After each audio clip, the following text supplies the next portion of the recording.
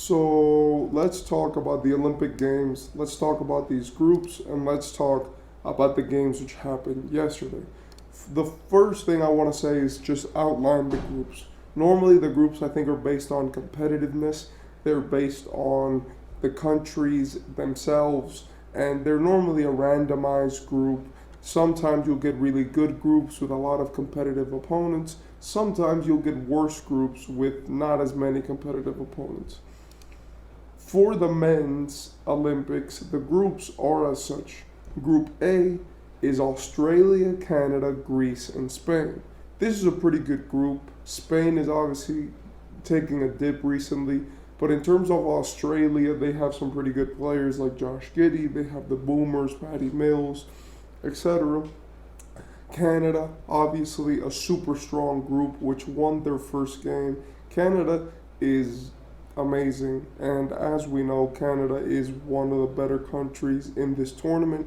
They're actually one of the only countries which puts up a challenge against the USA, and they've been really good with SGA, Dylan Brooks, and basically they're an NBA lineup. They're a roster full of NBA players. The third group, the third country in this group is Greece. They're mostly known for just having Giannis. Apart from that, the group is not team is not that good. And if we're being 1,000% honest, the problem with them is that they don't have depth. Like they have Giannis, right? Antetokounmpo, obviously. Then they have just a bunch of kind of no names, and that's not to be disrespectful, but it's more European players and players who do not currently play in the NBA. So that's why it's harder for Giannis to even compete in these types of tournaments, right? Then we have Spain as the fourth player in this group. As I said, Spain are weaker right now, but they're also in a pretty competitive group. In Group B, we have probably the best group in the tournament, if not for the third group. We have Germany. Germany won their first game. Germany is the country which won the Club World Cup, and Germany was the one who gave the Team USA their L. Well, it was Canada, but they're the ones who really sealed it because they played so well in that Club World Cup, winning the gold. That when they won, that was when everyone got put on notice, like, hey, the USA needs to make a comeback for the Olympics. Since in second in this group, we have France. France is another juggernaut. They are honestly one of the better teams in this entire tournament because of their front court. They have Rudy Gobert and Victor Wembanyama. Apart from that, they have a bunch of just world-class players. France is honestly always pretty good in terms of basketball, but they've also had their struggles in terms of guards after, Tony Parker left. And even though they have had some success, I feel like this year's team is pretty good, but probably by the next Olympics, they'll have a much better, much more realized team. The only thing with France is that most of their great players have not been in the NBA for a long time. We just saw two Frenchmen get drafted as the top two picks of the draft, Zachary Rissache, and we also saw Alex Sarr. So not Zachary Rissache, I'm sorry. We saw Alex Sarr and then Victor Wembanyama. And when those guys develop, I imagine that France will have a much more competitive Olympic team, but they are pretty good, and they have guys like Rudy Gobert, they have guys like Evan Fournier, they have guys like Bilal Coulibaly, a young dude, and Nicolas Batum. Then we have Brazil, which was the team that France beat, and apart from that, we have Japan in that group. Japan is not that competitive, but they are a team which could win maybe a game, right? But they don't have a lot of NBA talent. For Group C, this is the hardest group, in my opinion, in terms of just pure competitiveness. It's the United States, which are the best team in terms of talent. South Sudan, which are an up-and-comer, which are playing amazingly.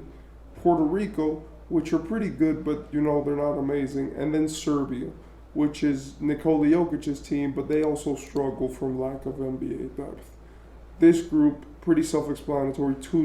One team which is a fighter, South Sudan. Puerto Rico's not that good. Serbia is only Jokic basically in the United States. Very top-heavy group. As for the matches yesterday, I mean, that was all the groups. There are only 3 groups. And most of these, I think, are decided by how the countries perform. And in terms of the matches, right, the way that it works is that they track how many points you score in the game, how many points are the differential, and also how many wins do you have, and you earn points. It's a system where if you win a game, you earn 2 points, and if you and another team get the same amount of points, then you guys go to a tiebreaker based on who scored more. In the games that happened, the United States blew out Serbia, mostly because of LeBron James and Kevin Durant, which were both players which played incredible games. LeBron James scored 21 points and had around 8 rebounds and 9 assists, scoring on almost a triple-double. Kevin Durant went perfect from the field, perfect from 3, and didn't miss a shot. And those two really led the way for Team USA. In South Sudan versus Puerto Rico, South Sudan won comfortably. They've honestly looked pretty good, and the fact that now they're winning Olympic Games when they haven't even been a country for that long is honestly amazing, considering, well, not they're winning Olympic Games, they're winning games at the Olympic level. For Canada and Greece, Canada won barely. Canada is a tough competitor, and obviously we know that Greece is a very feisty team. So, in my opinion, Greece against some other teams, they'll probably win. But against Canada, they did lose by 7 points. France smoked Brazil basically in a very low-scoring game, where France actually won by 12 points, but they only scored 78, right?